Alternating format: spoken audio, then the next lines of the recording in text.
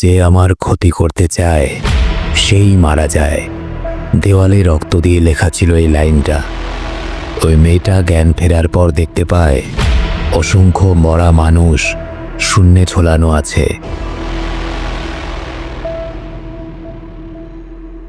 জঙ্গলের ভেতরে সেদিন ওই নোংরা নর্দমার ভেতর থেকে বহু বছর পর শয়তান জেগে উঠেছে। ছোট্ট শহরটাতে শুরু হলো মৃত্যুর নগ্ন নাচ। একটা সেরা হরর মুভি। ইট। সাল 1988। ডেরি নামে একটা শহর।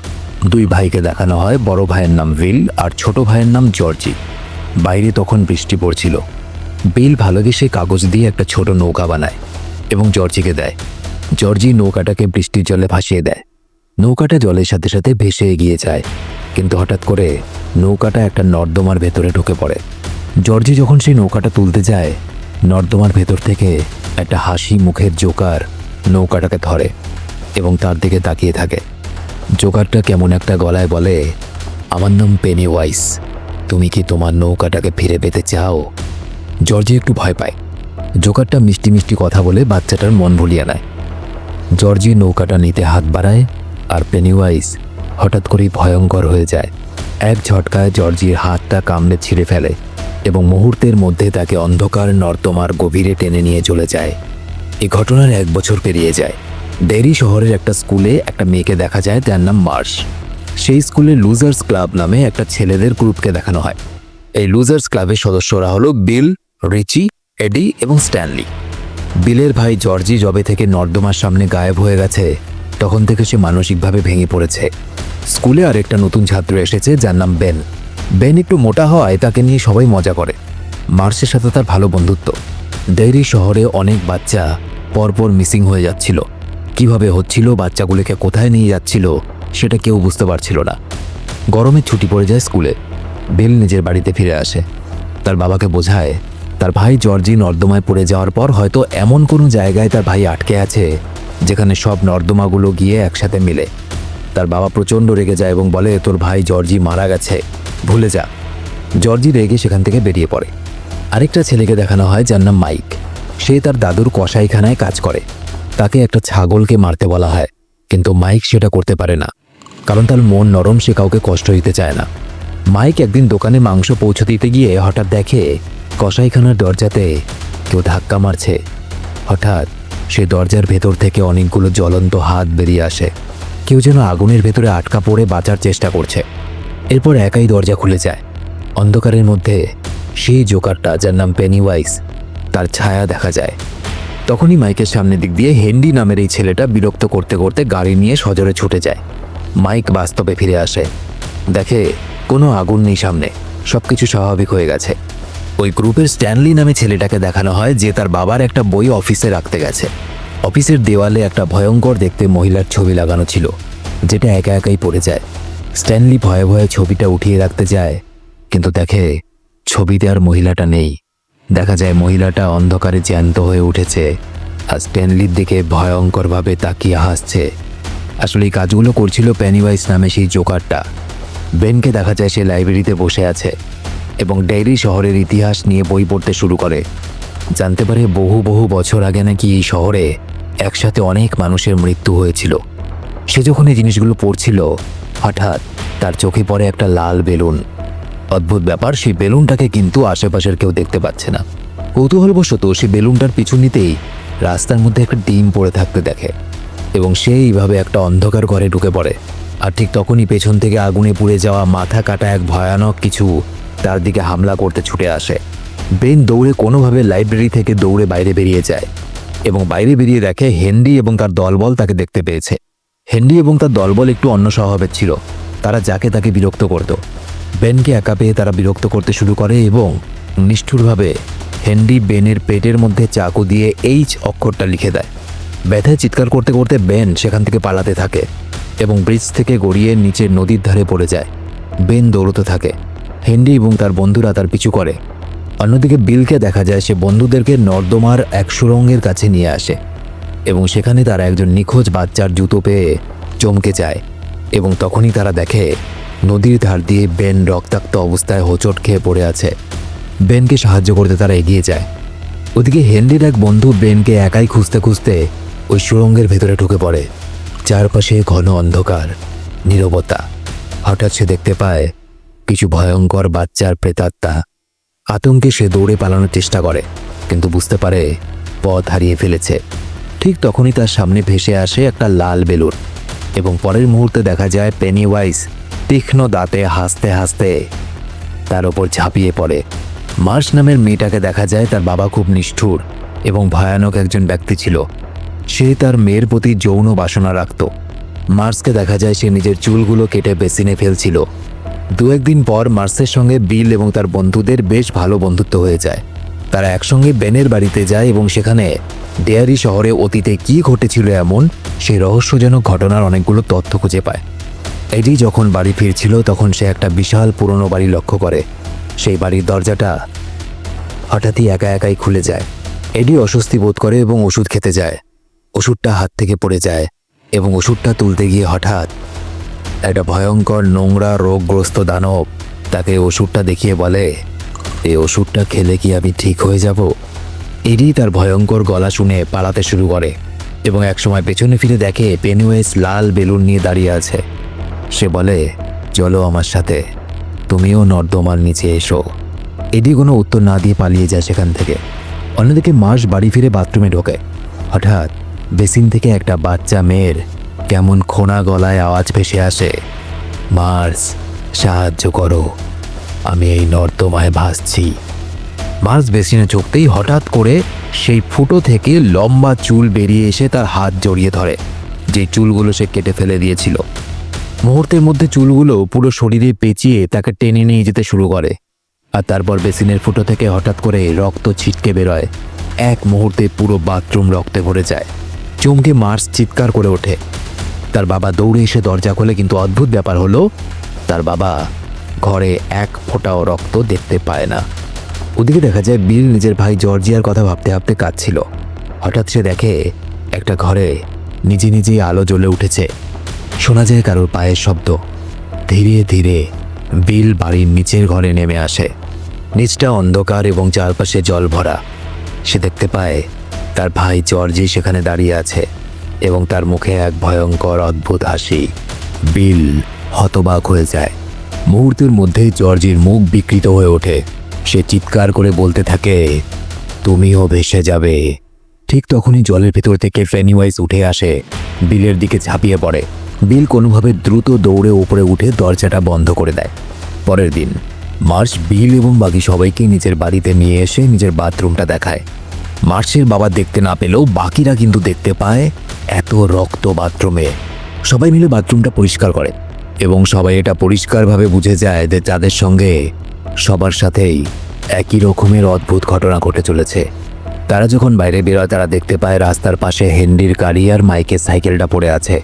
তারা বুঝতে পারে হেনরি মাইককে টার্গেট করেছে। এবার সবাই মিলে তাড়াতাড়ি জঙ্গলের দিকে ছুটে যায় এবং সেখানে গিয়ে দেখে হেনরি আর তার বন্ধুরা মাইককে জোর করে কাঁচা মাংস খাওয়ানোর চেষ্টা করছে। কাঁচা মাংস। মাইক অসহায়ভাবে কাটছে আর দূর থেকে দেখা যায় পেনিওয়াইজ জঙ্গলের মধ্যে দাঁড়িয়ে এক শিশুর হাত খাচ্ছে। হেনরি মাইককে পাথর মারতে যায়, কিন্তু হঠাৎ বিল আর তার বন্ধুরা এসে মাইককে বাঁচিয়ে নেয়। এরপর তারা সবাই মিলে সেখানে হেনরিকে একা ফেলে রেখে চলে যায় সেখান থেকে। বেন ডেরি শহর সম্পর্কে আরও কিছু তথ্য জানতে পারে। সে বলে, প্রতি 27 বছর পর পর এমন ঘটনা ঘটে এই শহরে যেখানে অসংখ্য মানুষ মারা যায়। একইভাবে এই বছর বাচ্চারাও নিখোঁজ হয়ে যায়। সবাই মিলে বুঝতে পারে ডেরি শহরে হয়তো কোনো শয়তানের প্রকোপ আছে, যেটা প্রতি 27 বছর পর পর ফিরে আসে আর মানুষকে মেরে ফেলে। তারা লক্ষ্য করে প্রত্যেককে তাদের নিজস্ব সবচেয়ে বড় ভয় দিয়ে আতঙ্কিত করা হচ্ছে। মাইক নিজের জীবনে সবথেকে ভয়ঙ্কর ঘটনা বলে। সে বলে, একসময় আমাদের বাড়িতে ভয়ঙ্কর আগুন লেগেছিল। মা বাবা একটা ঘরে আটকে গিয়ে বারবার দরজা ধাক্কা দিচ্ছিল। আমি কিছুই করতে পারিনি। আমার মা বাবা আগুনে পুড়ে ছাই হয়ে যায় এবং এই আগুন নিয়েই ওই পেনিওয়াইজ আমাকে ভয় দেখানোর চেষ্টা করেছে। অন্যদিকে রিচি বলে, আমি ছোটবেলা থেকেই জোকারদের দেখে ভয় পাই। তারা সবাই মিলে তাড়াতাড়ি বিলের বাড়িতে যায়। বিল একটা প্রজেক্টর বের করে ডেরি শহরের নিচে নর্দমা লাইনগুলোর মানচিত্র দেখতে শুরু করে।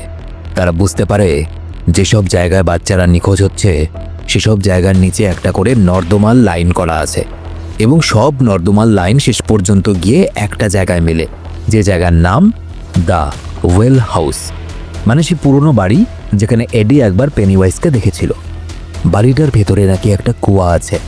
এই কথা শুনে এডির পুরনো দৃশ্যগুলো মনে পড়ে আর দম বন্ধ হয়ে আসে।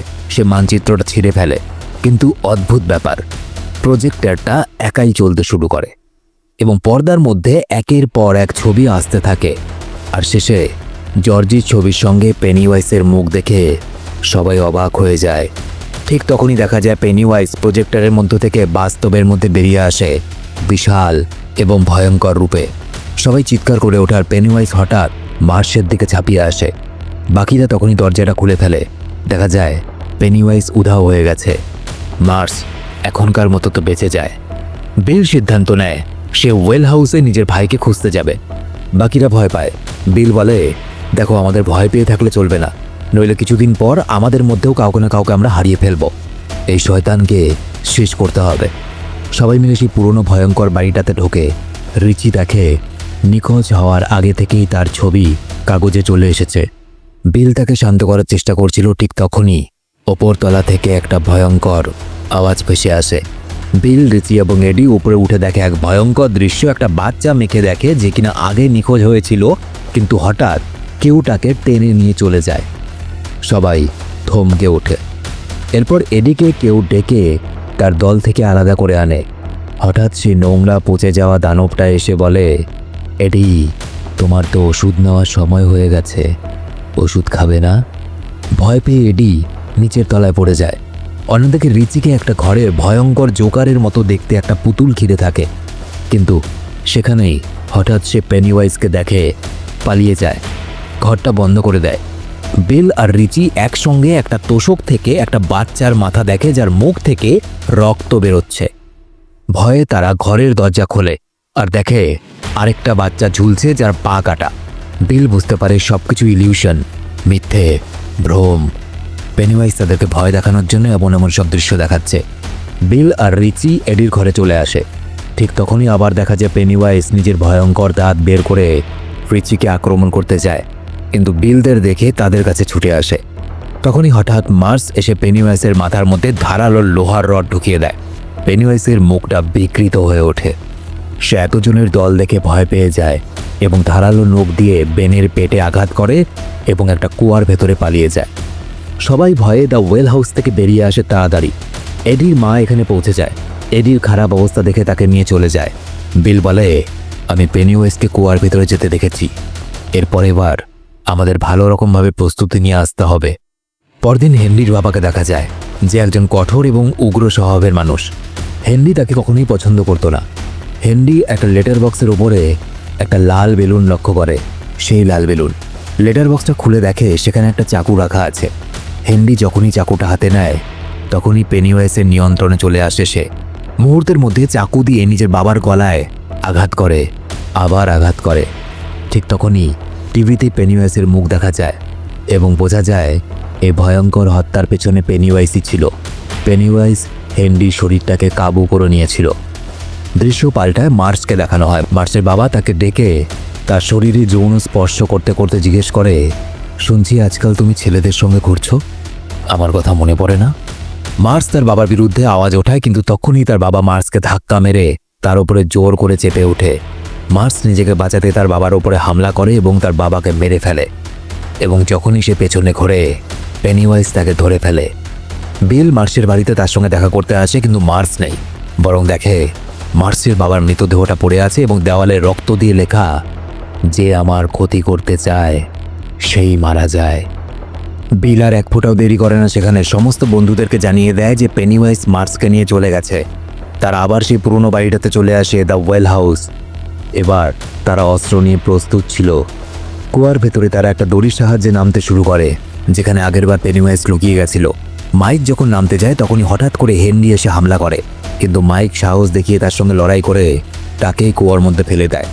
অন্যদিকে মার্সকে দেখা যায় অজ্ঞান হয়ে পড়েছিল।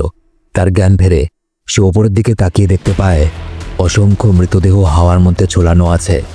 হঠাৎই একটা বড় দরজা একাই খুলে যায় এবং দেখা যায় পেনিওয়াইজ ভয়ঙ্করভাবে নাচছে। মার্স পালানোর চেষ্টা করে, কিন্তু পেনিওয়াইজ তাকে এসে ধরে ফেলে। মার্স চিৎকার করে বলে, আমি তোমাকে আর ভয় পাই না। এমন সময় পেনিওয়াইজ নিজের মুখ চিরে একটা ভয়ঙ্কর রূপ দেখায়। মুখের ভেতরে আলো জ্বলছিল, যেটাকে ডেড লাইটস বলে। ডেড লাইটস মানে হলো পেনিওয়াইজের এক ভয়ঙ্কর রূপ, যেখানকার আলো কেউ দেখলে সঙ্গে সঙ্গে জ্ঞান হারিয়ে ফেলে এবং এক ধরনের ফাঁদের মধ্যে আটকে যায়। এদিকে দেখা যায় স্ট্যানলি দল থেকে আলাদা হয়ে যায়। সে তার বাবার অফিসে ওই ভয়ঙ্কর জ্যান্ত মহিলাটাকে দেখতে পেত। সে এসে হঠাৎ স্ট্যানলির ওপর ঝাঁপিয়ে পড়ে। সেখানে তার বন্ধুরাও পৌঁছে যায় এবং দেখে ভয়ঙ্কর মহিলাটা স্ট্যানলির মুখ কামড়ে ধরেছে। কিন্তু মহিলাটা তাদের দেখতে পেয়ে সেখান থেকে চলে যায়। স্ট্যানলি ভয়ে ছটফট করতে শুরু করে। বিল হঠাৎ করে নিজের ভাইকে দেখতে পায় এবং তার পিছু করতে শুরু করে। বাকিরা যখন দেখে বিল একাই চলে গেছে, তখন তারাও তাড়াহুড়ো করে এমন একটা জায়গায় গিয়ে পৌঁছায় যেখানে গিয়ে তারা দেখে মার্স অজ্ঞান হয়ে হাওয়ায় ঝুলছে। সবাই মিলে তাকে টেনে নামায়। এরপর সবাই মিলে বিলের কাছে এসে দেখে বিল তার ভাই জর্জির সঙ্গে কথা বলছে। জর্জি কাঁদতে কাঁদতে বলে, আমি বাড়ি যেতে চাই, আমাকে বাড়িতে নিয়ে চলো। এই কথা শুনে বিল কেঁদে ফেলে আর বলে, আমিও তো তোকে বাড়িতে নিয়ে যেতেই চাই, কিন্তু তুই তো আসল জর্জি না। এই বলে হঠাৎ করে তাকে গুলি করে মেরে ফেলে। ধীরে ধীরে দেখা যায় জর্জির শরীরটা পরিণত হয়ে যাচ্ছে পেনিওয়াইজে এবং পেনিওয়াইজ সবার উপরে হামলা করে। পেনিওয়াইজ বিলকে ধরে ফেলে এবং বাকিদেরকে বলে, তোমরা জানো আমি কিভাবে বেঁচে থাকি? তোমাদের ভয় আমাকে বাঁচতে সাহায্য করে, সুতরাং তোমরা আমাকেই বিলকে খেতে দাও। আমি কথা দিচ্ছি 27 বছরের জন্য আমি আর ফিরে আসব না, কাউকে ক্ষতিও করব না। কিন্তু ওরা কেউ বিলকে পেনিওয়াইজের হাতে ছেড়ে দেবে না। সবাই মিলে পেনিওয়াইজকে মারতে শুরু করে। পেনিওয়াইজ বারবার নিজের রূপ পাল্টে ভয় দেখানোর চেষ্টা করে, কিন্তু শেষে যখন সে মার্সের বাবার রূপ দেখায়, তখন মার্স তার মুখের মধ্যে রড ঢুকিয়ে দেয়। বিল বুঝে যায় পেনিওয়াইজ তাদের ভয়ের শক্তি থেকেই এতদিন শক্তি পাচ্ছিল এবং পেনিওয়াইজ এখন নিজেই ভয় পাচ্ছে। শেষ পর্যন্ত পেনিওয়াইজ হার মেনে নেয় এবং খিদে না মিটিয়েই 27 বছরের জন্য কুয়ার ভেতরে পালিয়ে যায়। এরপর সবকিছু শান্ত হয়ে যায়। বিল সেই জায়গায় নিজের ভাইয়ের রেনকোটটা খুঁজে পায়, কাঁদতে শুরু করে। এরপর দেখা যায় দৃশ্য পাল্টায়। গরমের ছুটি শেষের দিক চলে এসেছে। মার্স সবাইকে বলে, আমি যখন সেদিন অজ্ঞান ছিলাম তখন একটা স্বপ্ন দেখেছিলাম। কি স্বপ্ন? আমি স্বপ্ন দেখেছি আমরা সবাই বড় হয়ে গেছি এবং পেনিওয়াইজের সঙ্গে আবার লড়াই করছি। তাদের সবাই প্রতিজ্ঞা করে যে 27 বছর পর পেনিওয়াইজ যখন আবার ফিরে আসবে, তখন এই ডেরি শহরকে বাঁচাতে তারা আবার লড়াই করবে। আর মুভিটা এখানে শেষ হয়ে যায়।